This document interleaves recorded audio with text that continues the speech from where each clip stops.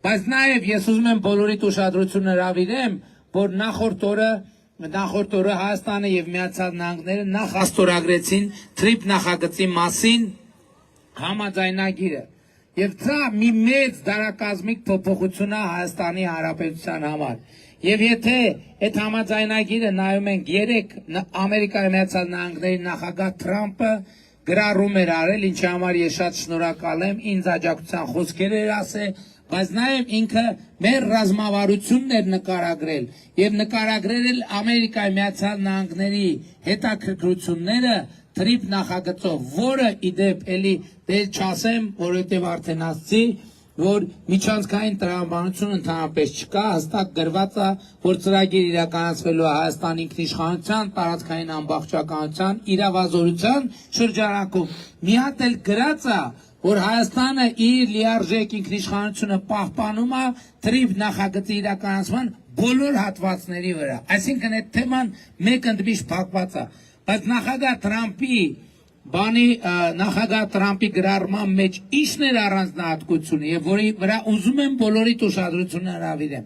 Առանձնահատկությունը այն էր, որ ինքը TRIP նախագիծը դիտում է որպես արևելքից արևմուտք էներգակիրների հոսքի շատ կարևոր եւ էական աղբյուր։ Սա ինչ է նշանակում։ Սա նշանակում է, որ Հայաստանի համար մեծ պոտենցիալ է բացվում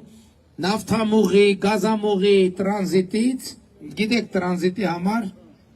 պետքա վճար են, այդ վճարումները մեծ են եւ սովորաբար վճարում են, ասենք, երբեմն, եթե պետությունը ուզում է, վճարում են գազով, վճարում են նավթով եւ այլն եւ այսպես շարունակ։ Եվ հիմա նախագահ Թրամփի այդ գրառումը եւ Հայաստանի եւ Միացյալ Նահանգների հետ մեր հարաբերությունների ներկա մակարդակը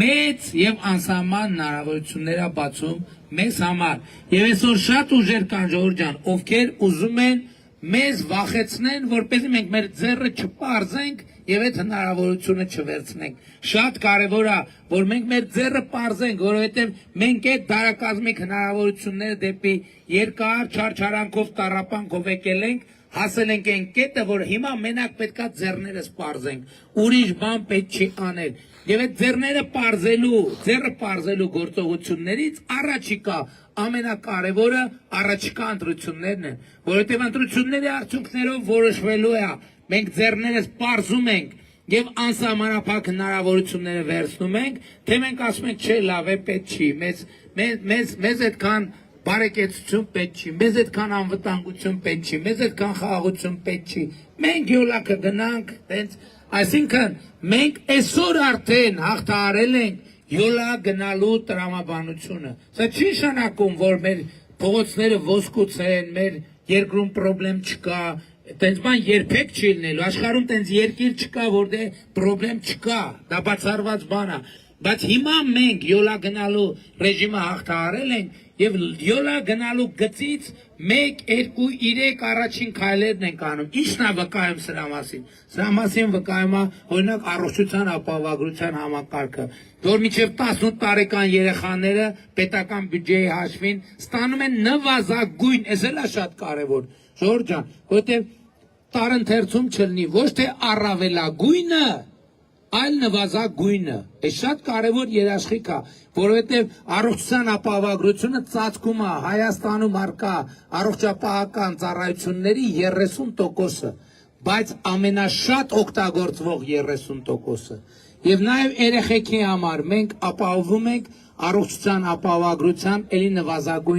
նվազագույն փաթեթը։ Մենք դպրոցներ ենք նորոգում եւ կառուցում, մենք մանկապարտեզներ ենք նորոգում եւ կառուցում, մենք ճանապարհներ ենք նորոգում եւ կառուցում եւ այլն։ Ես ուրիշ բան ասեմ,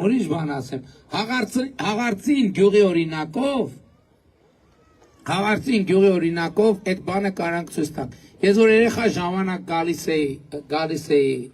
ջարխեչ էի գալիս, բանի իմ քեռիների տներում